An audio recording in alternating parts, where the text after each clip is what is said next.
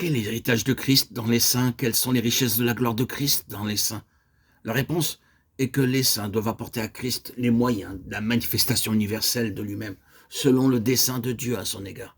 C'est une partie de l'arrangement décidé lors de ses conseils de la divinité, qu'il sera la plénitude centrale, mais que cette plénitude ne devait pas être manifestée, présentée de manière isolée.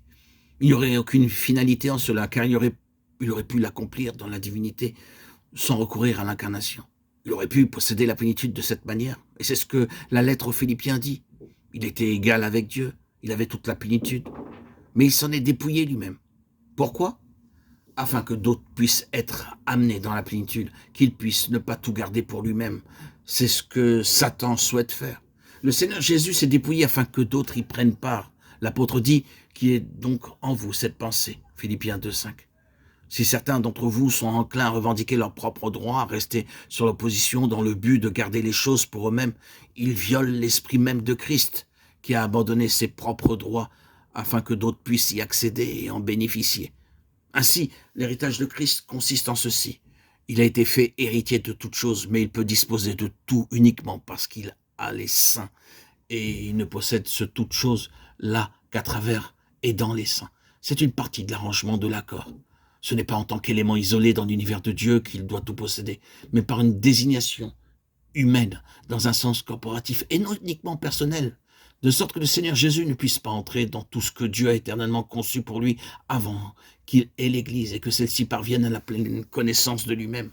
L'Église est appelée son épouse et il revient à celle-ci de manifester sa gloire.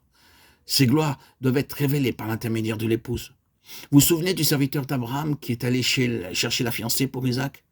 Et la dernière carte abattue pour obtenir le consentement de cette jeune fille fut d'exhiber les richesses de son maître et de lui en offrir.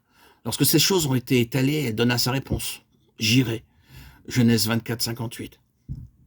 Elle devint le moyen par lequel les richesses de son fiancé furent manifestées. Comment les autres personnes de sa famille, celles de Rebecca, ont su quel genre d'homme était cet Isaac, s'il était un mendiant ou un prince? Le serviteur, ayant avec lui ce qui lui appartenait, leur a montré ses richesses, ses bijoux, et ils ont su quel genre d'homme il était. En tant que type, le serviteur représente le Saint-Esprit, qui prend les choses de Christ pour les montrer à la future épouse, afin que celle-ci puisse devenir le canal de la manifestation de sa royauté, de sa gloire, de son abondance et de ses richesses. Son héritage dans les saints. Lorsque vous arrivez à la fin du livre de l'Apocalypse, à la ville qui descend du ciel venant de Dieu, ayant la gloire de Dieu, paraît comme une épouse pour son époux, son éclat est semblable à celui d'une pierre très précieuse. Et voyez qu'il s'agit de l'Église, avec la plénitude de Christ. Et c'est cette Église qui manifeste universellement qui est Christ.